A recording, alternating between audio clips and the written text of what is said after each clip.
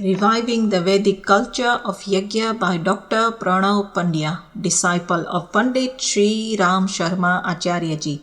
Audio 10. The role of Gayatri Yajnas in meeting the challenges of the time. While Yajna is revered as the father of the divine Vedic culture, Gayatri is worshipped as its almighty mother. The conjunction of Yajna and Gayatri is eternal. Chanting of the Gayatri mantra with the ahutis is an integral part of Vedic yajnas. The anushtan of Gayatri jap is incomplete without yajna.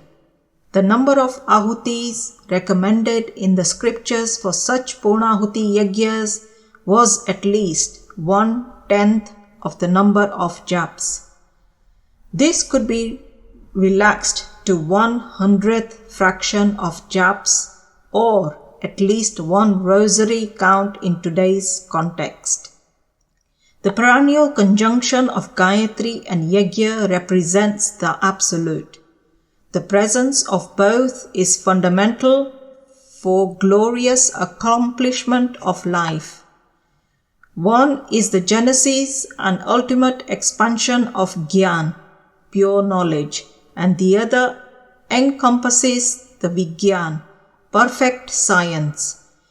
Gyan and Vigyan both are sovereign for the progress and ascent of any society and nation. Absence of either initiates decline.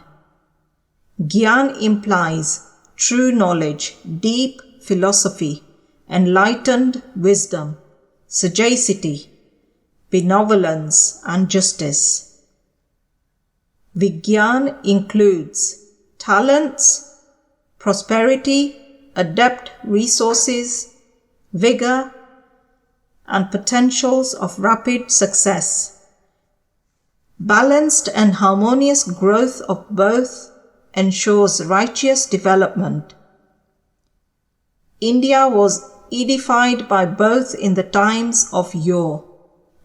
From common masses to the royal houses and the ashrams of the rishis, all revered Gyan Vigyan and endeavored adopting these in their level best. This is why ancient Indian society was endowed with power, prosperity, and glorious intellectual, cultural, and spiritual eminence. The rishis, the mentors of Gyan and Vigyan, used to be engrossed in divine realms through devout devotion. They also used to attain supernormal potentials through dedicated spiritual endeavors of tap, sadhanas, and yoga. In the modern age, the domains of Gyan and Vigyan have largely been confined to materialistic and external peripheries of life. The world is not short of brilliant scholars, researchers, savants in multiple disciplines, but one hardly finds the great depths of generosity, altruism, and sagacious vision in them. In want of these qualities, the transiency of mind, coupled with ego and jealous competition, is making people more selfish, possessive, crafty, and knavish. The advancement of science and technology too is giving only part benefits as compared to the direct or indirect harms caused by its short-sighted commercial and quick win type orientation and developments. Synthetic fertilizers, for example, have brought rapid increase in harvesting, but at the cost of reducing the natural nourishing potency of the vegetables, fruits, and grains, and gradual degradation of the fertility of the soil. Moreover, the synthetic chemicals are found to add some toxic effects and mutation that could cause the dreaded diseases like cancer. Industrialization today has indeed revolutionized the mode of life by producing larger and larger comforts with greater sophistication. However, the consumption of natural resources and perturbation of ecological balance thereby, and the smoke, pollutants and noise infused in the environment at alarming rate in equal proportions have put a question mark on the very definition of development adopted by modern civilization. The hazards, sufferings, the social disharmony and the future risks caused by this single-tracked materialistic progress are a matter of great concern and a proof that the blind Vigyanmay, in the absence of the light of Gyan, has put the world at the edge of untimely extinction. The basis of Gyan and Vigyan were quite different in the ancient times. Today, the scientific search of the subtle power too revolves around the matter, the atomic and subatomic particles. In the times of the rishis, all dimensions of existence and life were deciphered in the cosmic domains of consciousness and its reflection in individual selves and the material manifestation of nature. This research of the sublime was carried out with the help of their inner force and spiritually radiant intellect and acumen. Therefore, the rishis, the scientists of yore, did not require any expensive, high-equipped laboratory or advanced technology like today for this comprehensive research. Their experiments were conducted in the natural laboratories of their own body, mind, and the cosmic expansion hidden in the inner self. The peerless discoveries and developments of Gyan and Vigyan in the Vedic age were founded on Gayatri and Yajna.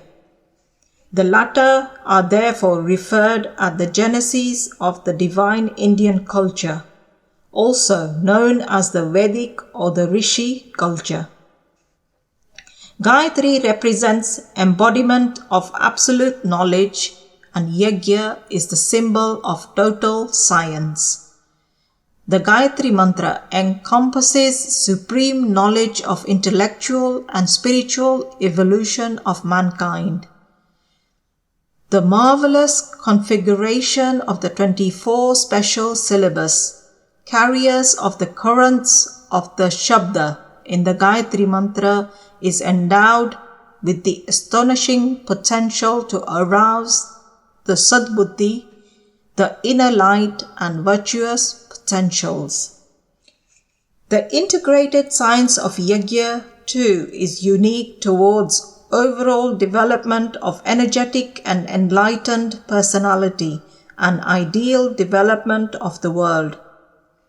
The fumigation and sublimation of selected wood and Havan Samagri in the scientifically designed Yajna Kund offers enormous healthy effects and therapeutic and environmental purification applications.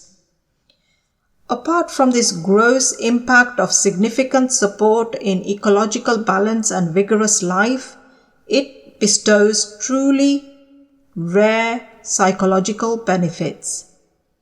The spiritually empowered sonic waves generated by collective chanting of the Vedic mantras by the sadhaks and the immense energy of Yajnagni generate a sublime refinery that melts and burns out the vices and untoward tendencies rooted in the participants' conscious and the unconscious mind. It enlightens the inner mind and arouses the intrinsic elements of a Brahman, a rishi hidden in the subliminal depths of the soul.